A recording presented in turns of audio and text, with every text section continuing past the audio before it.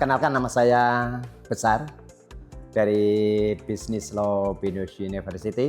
Nah, beberapa waktu ini seperti yang Bapak tahu kan, kalau di media sosial ini ramai Pak, fenomena fotografer jalanan gitu. Khususnya mungkin kalau teman-teman Smart Viewers atau Bapak sering ikut CFD di hari Minggu, nah sering banget ngelihat fotografer yang mangkal nih Pak di jalanan.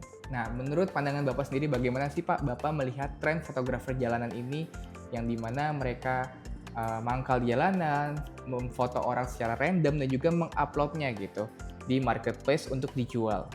Ya, terima kasih. Ini memang bagian dari disertasi saya tentang kreatif multimedia dan terkait dengan hak cipta. Teman-teman, kalau untuk kita melihat di fenomena yang ada sekarang di Car Free Day gitu ya, banyak fotografer yang pada mangkal dan kemudian pada mengambil gambar artis atau siapapun gitu ya. Nah, sepanjang itu tidak untuk dibisniskan oleh orang yang bersangkutan, maka boleh-boleh saja.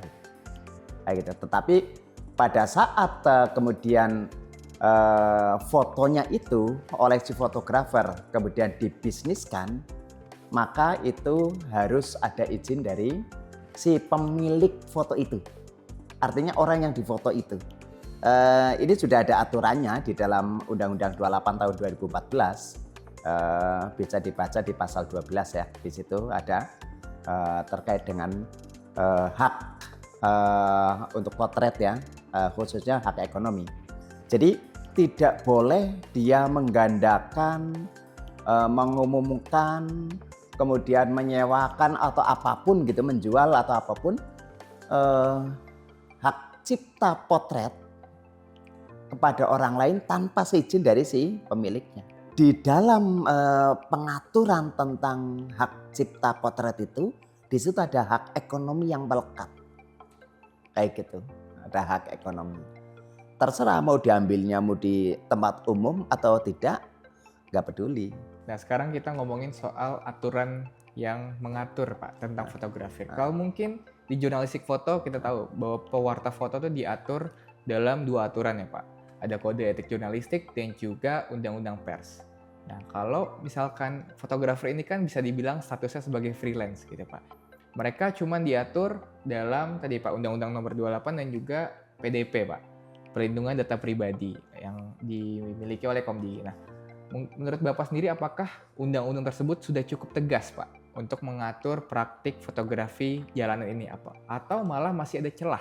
Di PDP dan di 28 tahun 2014 tentang hak cipta itu sudah cukup komprehensif untuk melindungi ciptaan-ciptaan dari hak cipta potret atau fotografi gitu ya. Di situ karena di undang-undangnya jelas diatur di dalam pasal 12 sampai pasal 15 dan termasuk sanksinya apabila nanti dia melakukan pelanggaran, itu kita bisa baca di 112 dan seterusnya. Dendanya juga ada. Dan PDP juga sudah saya lihat juga sudah cukup memadai untuk melindungi data pribadi setiap orang. Kayak gitu ya. Nah, sekarang yang jadi terkadang antara ketidaktahuan dan miss-nya adalah bagaimana undang-undang tentang kewartawanan itu dia itu seolah-olah bebas untuk memotret siapapun dan menyebarkan siapapun. Padahal di sisi yang lain itu ada hak-hak si orang yang dipotret.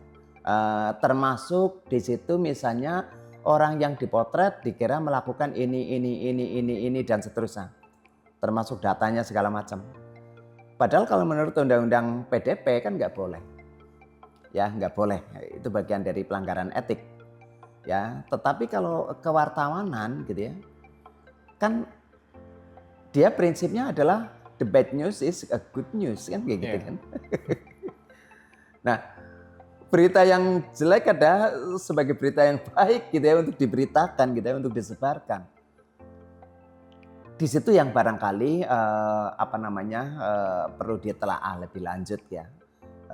Jangan sampai kemudian antara undang-undang kewartawanan dengan PDP dan HKI itu menjadi tidak harmonis gitu ya.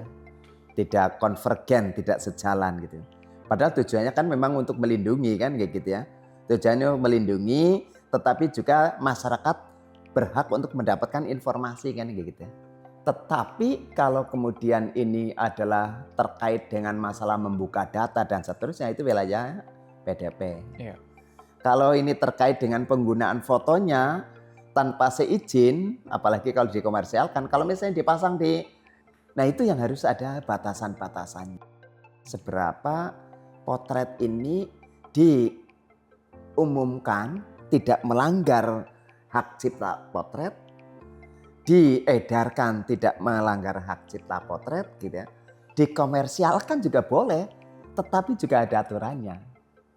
Karena orang yang memiliki potret itu, orang yang dipotret itu dia memiliki namanya hak ekonomi itu sendiri.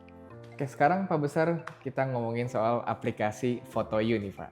Ya, mungkin semua orang udah tahu FotoYou. Memang aplikasi ini tuh menimbulkan pro dan kontra gitu. Menurut Pak Besar sendiri apa dalam konteks aplikasi FotoYou ya Pak? Gitu.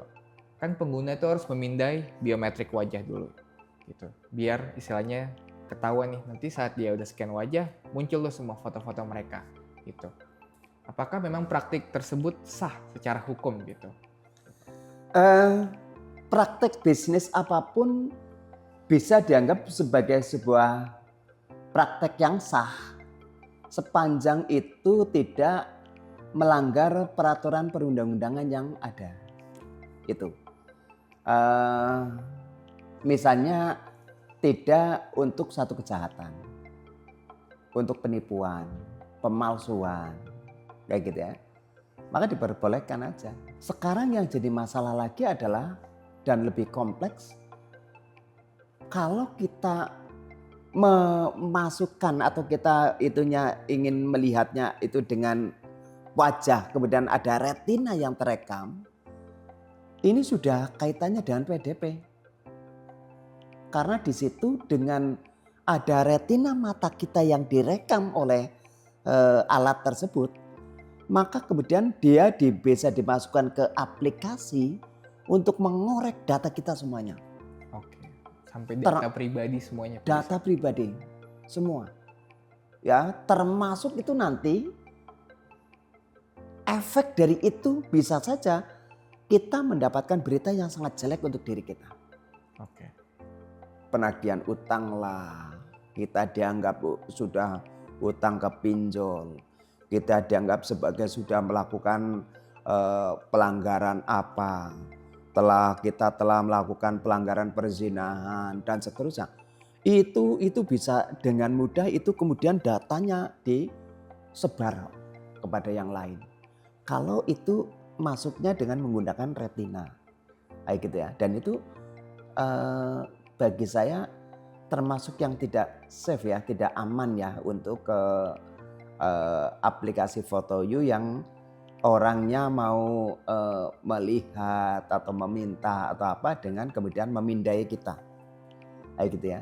Itu termasuk yang sangat riskan sebetulnya. Berarti memang resikonya cukup besar ya Pak gitu. Bahkan bisa sampai tadi ya Pak, doxing. Betul. Begitu. Betul. Sampai data pribadi kita dikorek. Betul, dikuak ya. Betul. Bisa disalahgunakan ini oleh oknum-oknum. Bisa disalahgunakan. Kayak gitu. Oke. Bisa dijual datanya kita. Kayak gitu. Cuma fotonya doang ya Pak, tapi bukan semuanya. Hanya foto, semua data bisa dijual. Dan kalau hanya dijual barangkali tidak itu, kita bisa dipermalukan di publik. Oke. Kayak gitu. Karena data sudah ke itu semua. Misalnya kayak gini ya, si A, karena sudah itu ya dengan kemudian datanya dibuka. Oh ini telah kemarin bersama perempuan, tidak mau bayar gitu ya. Kayak gitu. Tolong ya ini orang seperti ini jangan dipercaya lagi. Hanya dengan itu kan membuat kita malu di wilayah publik kan.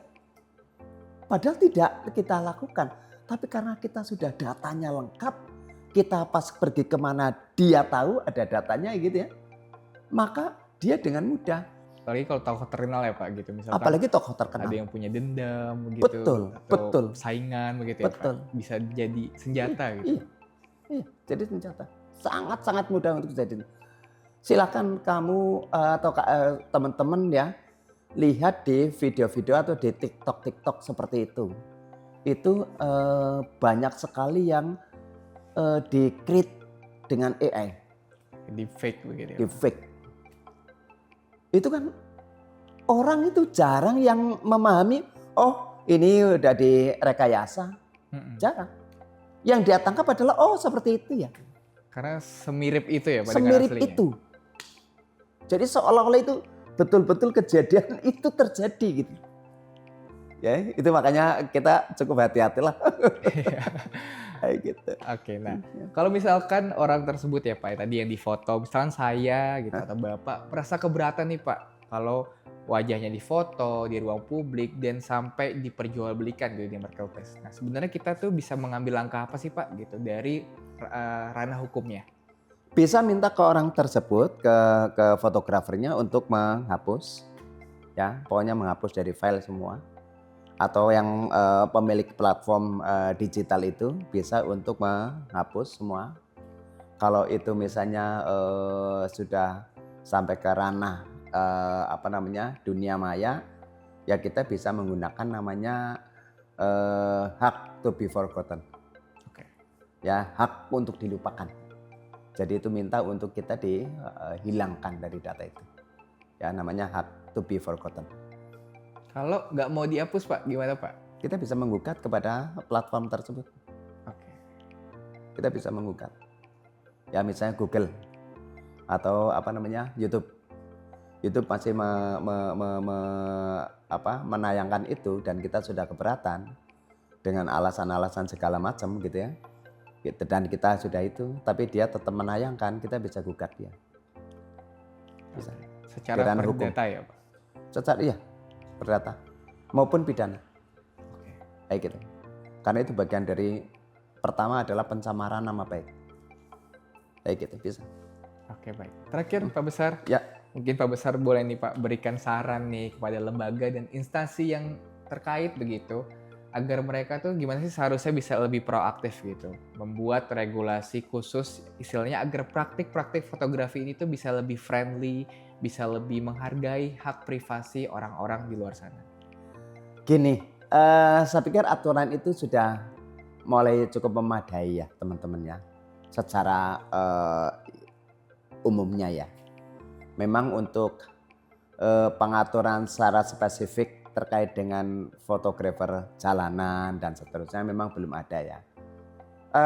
Tetapi dengan mengambil itu kita bisa berpikiran bahwa para fotografer ini paham apa-apa yang boleh dan tidak boleh. Begitu juga kita tahu bahwa apa yang memang hak kita untuk kita pertahankan dan yang harus kita sampaikan kepada masyarakat umum. Kalau untuk aturan sendiri, sebagus apapun tidak ada artinya kalau si budaya masyarakatnya itu tetap tidak bagus, kayak gitu. Tapi pengaturan yang masih cukup sederhana, kalau budaya masyarakatnya menghormati, maka juga cukup bagus. Artinya tidak akan terjadi hal-hal yang negatif gitu ya, pencemaran nama baik dan seterusnya. Gitu. Pemerintah memang harusnya proaktif ya, apalagi dengan munculnya AI ini kan sangat signifikan untuk membuat orang lain jadi tadinya tidak percaya jadi percaya. Orang lain yang tadinya oh ini seolah-olah betul-betul nyata kayak gitu ya. Timbul fitnahan itu juga semakin banyak. Kecurigaan juga semakin banyak. Maka dari itu Kemenkomdiki saya sih berharap memang pengaturan secara lebih jelas lagi terkait dengan masalah fotografi ya, potret itu bisa lebih dipertajam lagi, lebih detail lagi. Tapi saya sendiri belum membuka, belum secara detail ya. Ini ada undang-undang, rancangan undang-undang untuk hak cipta. Oke. Ya, ini lagi digodok oleh DPR. Saya jujur belum lihat membaca tentang yang potret ini. Semoga sih ada lebih detail lagi sudah dimasukkan ya. Kayak gitu. Kemarin saya udah diminta untuk memberikan masukan kayak gitu terkait dengan masalah hak hak cipta ini. Jadi di Tapi seluruh saya industri ya Pak sebenarnya hak ciptanya itu. Mengaturnya seluruh industri ya. Seluruh. Gak cuman fotografi doang, gak cuman Tidak, musik doang. Tidak. Jadi hak cipta ini kan ada berbagai macam.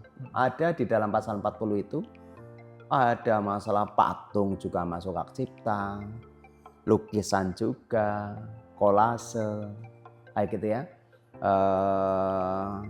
Arsitek masuk gitu. Foto alam, buku, video, ya, multimedia yang lain, terjemahan segala macam.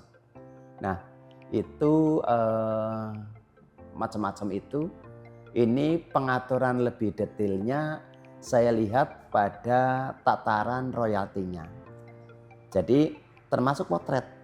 Potret itu di sini penekanannya kepada royaltinya, pengaturannya. Kayak gitu. Dan saya belum membaca secara detail lagi terkait dengan misalnya tadi yang untuk foto you itu, saya memang belum kepikir waktu itu gitu ya. Tapi seandainya saya ada kesempatan lagi, nanti saya bisa memberikan masukan lagi. Nanti saya baca lagi rancangan undang-undangnya. Ya, saya kira itu sih apa yang bisa kita sarankan kepada masyarakat, kepada pemerintah ya, Komdiki dan Kemenkum ya, dan imigrasi.